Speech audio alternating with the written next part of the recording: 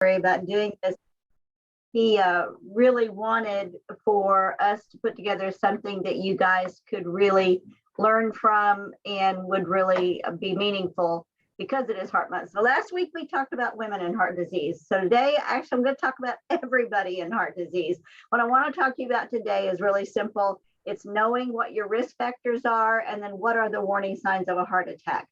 It is not rocket science and it is not any new news. Most of this you guys know, but it's one of those things that when we know some things, we kind of file them way in the back of our minds and we don't really pay attention, or we just push it back. So this is a refresher for you on exactly what are our warning signs and why do you need to know what is your cardiac risk profile. So what I want you to walk away with today is, what is my cardiac risk profile? What are the things about me that I possess that put me at greater risk of a heart attack or heart disease than, say, my sister or brother or my neighbor or my office mate or anybody else that we come in, any of my friends? What is it about me that makes me higher risk? Because once you know that, and then if you know what all the warning signs are and you experience those warning signs, the hope is that you'll do the math and put 2 + 2 together and know, hey, I'm having a heart attack and I need to get help, or something is not right, I need to get help. So that's what we're going to talk about today. We're going to talk about risk factors. So that's where I'm going to start. I'm going to start with what are our risk factors. Number one, or probably one of our biggest risk factors, is age. We're going to have a birthday every year, and you can be 29 as many times as you want to be, but the reality is you are aging every year, and every year that adds to your risk of a heart attack. For both men and women, the risk of heart disease increases with age. More than half of all of our heart attack victims are over the age of 65. So you can understand why it's important to know where you are in the aging process and what your risk factors are.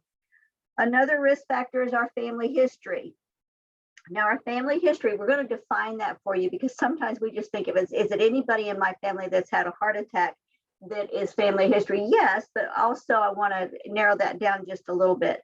We define family history of a heart attack or heart disease as anyone who has had a heart attack, a cardiovascular incident, or been diagnosed with heart disease prior to the age of about 63, 64, 65. Why? Because we've already established that that age of 65 and above is where we really need to know more people have heart attacks. But if I've got a family history where I've got a lot of people in my family who've had a cardiovascular incident prior to that age, that's a risk factor. So let's say that my brother had a heart attack at 52 and I am now 53. And so I should be thinking, hey, my brother died at 52 of a heart attack. So should that be significant to me? It should. I will tell you a story. I was in the lobby of the hospital one day and I ran into a large family, and I always go visit in the lobby. I find people to talk to. And so I went up to this family and I said, oh, do you have someone here today who's having a procedure or surgery done? And they said, yes, our brother is in the OR and he's having a triple bypass surgery done. And so I took that opportunity to say, now y'all need to know, and as they identified themselves as brothers and sisters of the man having the surgery, I said, let's talk a little bit about family history. You guys know where all of you sit on the cardiovascular continuum. And a guy stood up and he said, I'm Tom, I'm his brother. And he said, we are all siblings. And he pointed to every single one and he said, that's Sue, she had a heart attack at 50. That's Bill, he had a heart attack at 60. He went down the line and all 9 siblings had already either had a heart attack or been diagnosed with heart disease. I saw family history play out right in front of me. It is important that you know if you've got a family history, and they've come out within the last 10 years and said siblings are even a greater risk. So if it's not just mother, father, grandparents, its siblings are also a greater risk. So please pay attention to what is your family history. If you don't know, ask some questions. Do I have anyone in my family, grandparents, parents, brothers or sisters who have had a heart attack or are diagnosed with heart disease or had some type of a cardiovascular incident? That's a risk factor for you. Gender. Men, statistically, you have more heart attacks than women. But ladies, we are twice as likely to die from our first heart attack. Women before the age of menopause have fewer heart attacks, but men and women oftentimes have different warning signs. And we talked about that with our Women in Heart last year, that there are some different warning signs. So gender does make a difference. So we need to pay attention to that. So we've got 3 risk factors right there that I can't change. I can't change my age. I can't change my family history. So I can't look at those things and say I've got control over those things, okay? Now, blood pressure is a risk factor. Blood pressure. We all need to know what our blood pressure are. If we were in a person, I'd have a show of hands of how many in this room have hypertension, and probably a third of you, maybe even half of you might raise your hand and say, hey, I'm on blood pressure medication, or I battle hypertension. This is a risk factor. Why? Because high blood pressure makes your heart work so hard. And if you're already compromised, and now we've got this very high blood pressure, we are putting ourselves at risk. We need to know how to maintain. If you have high blood pressure, I'm going to really encourage you to be compliant and take your medication and know your numbers all the time. Another thing that is a risk factor is diabetes. Once again, if I did a show of hands, there'd probably be a third of you that raised your hand that said, I am a diabetic. Diabetes does a great damage to the coronary system and the cardiovascular system. It does great damage. And we see our diabetic friends really suffer a lot of heart disease. So we really want to know, am I diabetic? So if you are, you have another risk factor for heart disease. What is my body weight? 30% or more above your ideal weight sharply increases your risk of developing heart disease. So this is another thing we need to be taking stock in, is where am I on that BMI scale? Where am I with my weight? What is going on with that? So I can look at that as, is this a risk factor for me? Stress. None of you know about stress, do we? We all get up every day and there's some level of stress we're going to face today. It is just the way it is. You get up, you've got family stressors, you got work stressors. We've got all kinds of things going on. Stress is a risk factor. When I first started educating on cardiovascular disease about 20 years ago, stress was, I talked about stress, but I didn't talk about it that much. It was way down my list.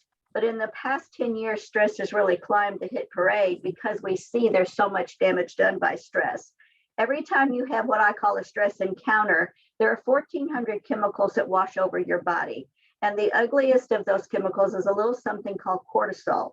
And cortisol does a lot of damage to our system. So when that's constantly washing over our system, we're constantly doing damage, and stress becomes a very huge player in our cardiovascular disease, in our heart attacks. So if you're in a stressful situation, we need to learn how to manage those stressors in order to keep our risk down. Sedentary lifestyle. I got to tell you, I asked Chris before we all came on what he did for Valentine's Day.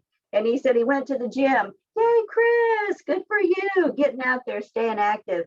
You need to be active. A sedentary lifestyle is a risk factor for heart disease. We need to move more. Now, I'm going to tell you, you don't have to join a gym. You don't have to own any spandex. You can just put your sneakers on and go walk. That's some of the best exercise you can give yourselves, getting out and move. Park farthest away from the entrance to the store. We don't have to have a front row seat. Take the stairs instead of the elevator. There are little things you can do every day. You can get up and walk around your building or up and down the hall, maybe 15 minutes in the morning and 15 in the afternoon. Get active. It's very, very simple, but we know a sedentary lifestyle is definitely a risk of heart disease. Personality types. We know that our type A personalities are really driven. You know, they're the folks that have a list that's got 62 things on it at the beginning of the day. And if at the end of the day, all 62 things have not been crossed off, it's been a terrible day. They drive hard, they work hard. We see them in the ERs having responses to having a really tight, kind of a high stress, kind of a type personality. That drives sometimes our risk for heart attack. Cholesterol. I'm going to encourage you all to know what your numbers are. Do you know what your cholesterol numbers are? Do you know what your LDL is? Your HDL. LDL is your bad cholesterol. We always want that to be below 112 or 110. Do you know what your good cholesterol is? That's the HDL. We want that to be high. So we say H for happy, HDL, good cholesterol. I want that to be high because it protects my heart. LDL is bad. L for lousy. I want that to stay low. So what is your triglyceride? A triglyceride is the fat content in your blood. We need to know what that is. That drives our risk for heart disease. So know your numbers. If you are on a cholesterol medication, take it. We get out of the habit of taking our meds, and sometimes we just get tired of taking a pill, so we don't. I'm going to encourage you to stay compliant with your medications. If your physician has you on a cholesterol medication, take it. If he has you on a hypertension medication, take it. If you're diabetic, please take your medications. Some of the biggest problems we see and we have when we're dealing with heart attacks is people who know they're supposed to be taking medications and they show up in our ER having a full-blown heart attack. And we said, have you been taking your hypertension medicine? Well, no, it makes me feel bad. I quit taking it. Are you controlling your diabetes with your medication? Well, no, I forget to take it. I don't do it all the time. Do you know what your cholesterol is? Well, yeah, I had it checked 5 or 6 years ago, but I don't keep up with it. These are all risk factors that put you at risk. And if it's something that you can manage and deal with, you don't need to be at risk. Smoking. Cigarette smoking is the most preventable cause of death and disability from heart attacks. We have done far better in the most recent 10 years. Smoking has gone way down. Now we deal with vaping. Vaping is just as bad, if not worse. There's so many things we don't know about vaping, and we are seeing some very terrible things happening in our young people with regard to those that are vaping. Smoking continues to be a risk factor. Smokers have 4 times more risk of heart attacks and strokes than non-smokers. Even more smokers die of heart disease than they do of cancer. So I've given you 1, 2, 3, 4, I got to count because I always forget, 5, 6, 7, 8, 9, 10, 11 things that are risk factors for heart disease. I call these things a cardiac risk profile. Christopher's going to email you out a couple of documents. One of them is this document. And I want you to go down that list and I want you to put a check mark next to everything that you possess. If I've got 1, then that's my risk profile and that's my risk. If I've got 2 or 3, can you see when you stack those up, my risk goes higher and higher for every one of these risk factors. So I need to be proactive in my health, proactive in my heart health. If you don't know what your risk factors are, you will not be proactive in managing your risk. So know your coronary risk factors, build your coronary risk profile. You also need to be able to discuss this with your physician. When you walk into your primary care physician's office and you think something's not quite right, you need to be able to articulate this. You need to be able to say, you have to remind them, gone are the days of the family physician that knew your mama, that knew your daddy, that knew your cousins, who knew your family history. These men and women work hard and they are amazing. Our doctors, our primary care physicians are amazing, but they don't know you anymore. They don't know your family. So when you're going into your primary care physician, you may have to remind them, don't forget, daddy had a heart attack at 56 and I'm 57 and I'm not feeling great. I'm having some shortness of breath. You may have to be proactive to make sure you are telling your primary care physician, don't forget, these things are happening with me. And just so that they know, you have to be able to know that you are your best heart health advocate. So now I've told you about risk factors. Let's talk about our warning signs. If we were in the room, I'd ask you to shout out to me, what are some of the warning signs of a heart attack? Well, what's the most common one? Universal sign, someone grabs their chest, oh, they're having a heart attack. That is probably the pressure, the elephant sitting on the chest. That's what we are most familiar with. So it could be and it could not be. We talked last week about women, about half of you aren't ever going to have the elephant sitting on your chest pain. Uncomfortable pressure, classic warning signs would be uncomfortable pressure, fullness, squeezing, pain in the center of your chest that lasts for more than a few minutes, goes away, and then comes back. Pain that spreads to your shoulders, neck, and arms. I actually was in a room with a patient this morning in the ER who came in. She was a female and she was having extreme shoulder, neck, and back pain. Now, she happens to know a little bit about heart disease, and she immediately thought she was having a heart attack. She came to our ER. I got to visit with her. They did a cath. I checked back on her later. She was not having a heart attack, but boy, it scared her enough to think it wasn't an elephant sitting on her chest. It was this severe shoulder back pain. But it scared her enough that she ended up in our ER.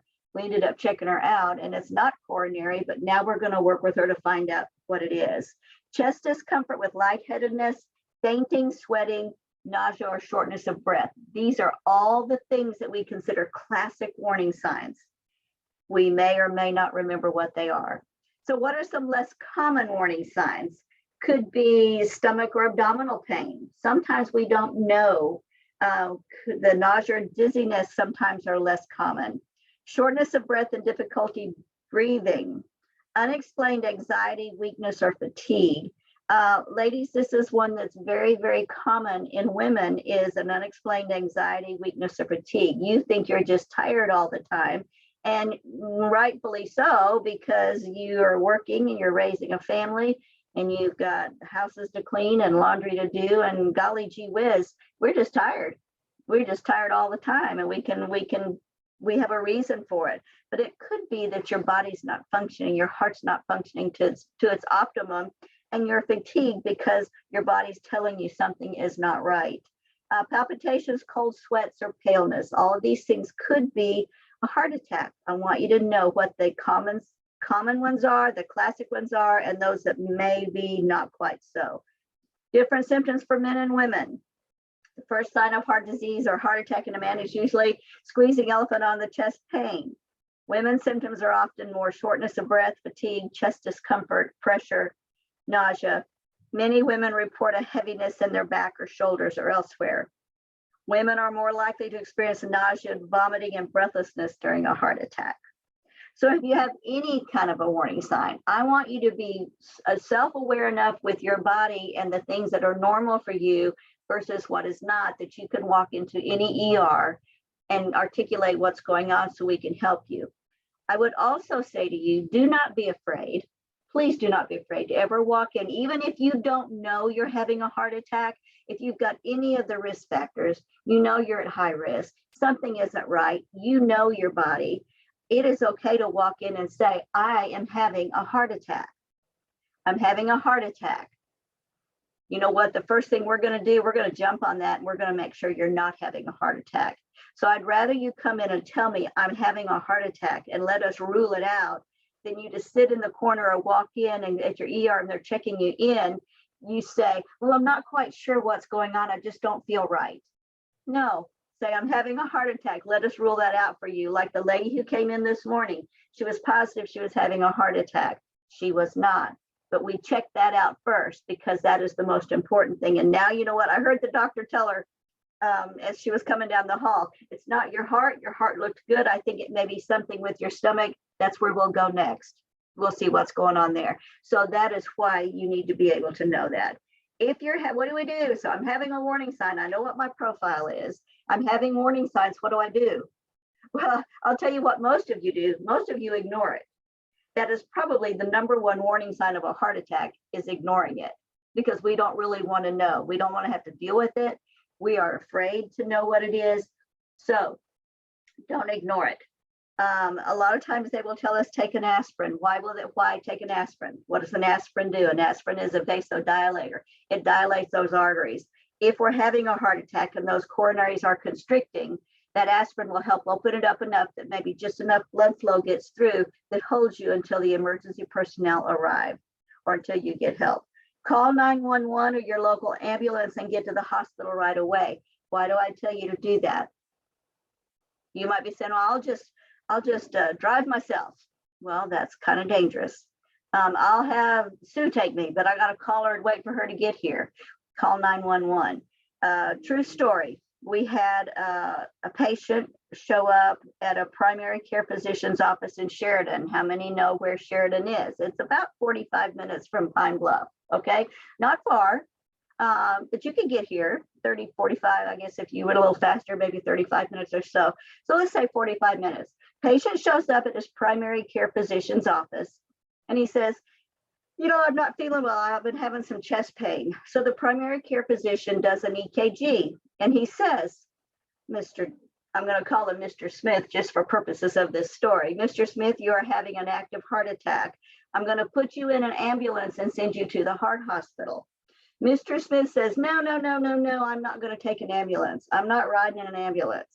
Well, they begin to go back and forth. The doctor saying, Mr. Smith, I need you to take an ambulance. Mr. Smith says, I'm not taking an ambulance. About 20 minutes passes. Now, I'm in an active heart attack. Time is muscle. When I'm having a heart attack, the more time I take and I don't get help, the more damage is being done to this muscle, and it's damage that cannot be reversed, okay? So time is important. So they argue for about 20 minutes, and finally the physician realizes Mr. Smith is going to be incredibly stubborn, and he is not going to go in an ambulance. So he says, okay, fine, will you go by private car? Mr. Smith says, yes, I'll go by private car. Doctor says, so great, who's going to drive you? I'm going to drive myself. The doctor says, no, that is not wise. Mr. Smith argues for another 10 minutes. I'm driving myself. Finally, after about 30 minutes into an active heart attack, Mr. Smith says, okay, I'll drive myself, but I will take someone with me. So the doctor says, at least take a passenger with you in case something happens and they can help if you were to pass out or something. So he says, okay, so Mr. Smith gets in the car. He's got a passenger with him. He makes it all the way to Shackelford Avenue, all the way to the light that's right there in front of our parking lot, has a major heart attack at that light. He did not survive. He wasted almost 30 minutes arguing with his doctor, took another 45 minutes to drive. It was an unnecessary death because all he had to do was get in the back of an ambulance where they're equipped to take care of that. They could have done all kinds of things, medicines, oxygen, AED to save his life. But because he wanted to drive himself, integrate himself, it cost him his life. Don't be stubborn. Call 911. Local ambulance. If you live way out and you know that you can get there quicker by private car, if you live very rural, then do that. But if at all possible, 911 and an ambulance is your best course of action. If you are already a heart patient and your doctor is giving you nitroglycerin, place one under your tongue, call 911 and get yourself taken care of. Knowing the signs of a heart attack is extremely, extremely important. It's even more important to know what your risk factors are, because once you know what your risk factors are, then you can react if you think you're having any of these warning signs. Don't ever be afraid to speak up. Don't ever be afraid to say, I'm having a heart attack. The worst thing that can happen is someone can say, we checked you out and it's not a heart attack. I would rather that happen than you not pay attention to it, or you not be totally honest with your physician or ER personnel about what's going on, and we miss it because we don't have all the information. I will tell you again and again and again, you are your very best health advocate, be it cardiovascular or anything else. You are your best health advocate. So know what's going on with you medically so that you can articulate when you find yourself in emergent situations, especially when we're talking cardiovascular disease. My hope for you is that you all live very long and healthy lives. If you have any heart issues, we would love to take care of you. But know for yourself what it is that you need. Know your risk factors, know your warning signs of a heart attack. Christopher's going to email these things out to you. I do go down, do a checklist. Talk to your primary care physician. If you've never talked to your primary care physician about what your risk factors are, have that conversation. If you are at high risk, it would probably be a good idea to make sure you have a cardiologist that checks you out once a year just because of your high risk, so that if you ever gotten into a problem, you would have someone that knew a little bit and could treat you. So that is really all I have for you today. I just wanted to go over that information with you. Happy to answer any questions that you might have.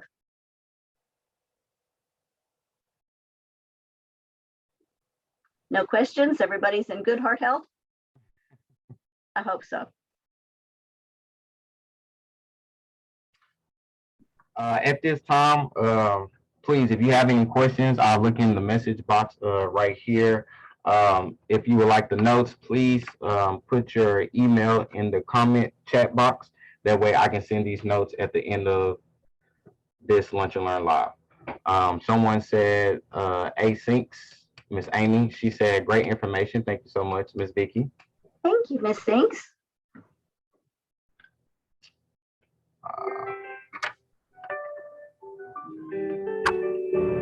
Okay, thank you, thank you. Well, Christopher, I hope that you'll give me an opportunity to come back during the course of the year and talk about other things related to cardiovascular health. It's always my pleasure to share information and to get to talk to anybody who will listen. Okay, there we go. Yes, Ms. Vicky, thank you so much for today's information on today's Lunch and Learn. We really appreciate it. Everyone is saying thank you. They enjoyed the information. It was very helpful. So we will touch bases again because, yes, I will be keeping in contact to let you know about anything else that we'll be having within the months coming up. So if you see something that you would like to do another lunch and learn with us, we will happily welcome you. Let me see about the messages here. Okay, no one else. So if no one has any questions, and Ms. Vicky, I believe that is the end of the lunch and learn for your presentation. I'm going to let everyone else go. Thank you all for participating to today's lunch and learn and coming in. I hope you got all the information you needed, and it was very helpful for you moving forward in this month's Heart Health Month. So with that being said, I hope everyone has a good afternoon and rest of the day, and we will see you all later. Thank you. Thank you, Christopher. Appreciate the opportunity. No, thank you. Thank you, Ms. Vicky. All right, good day, everyone.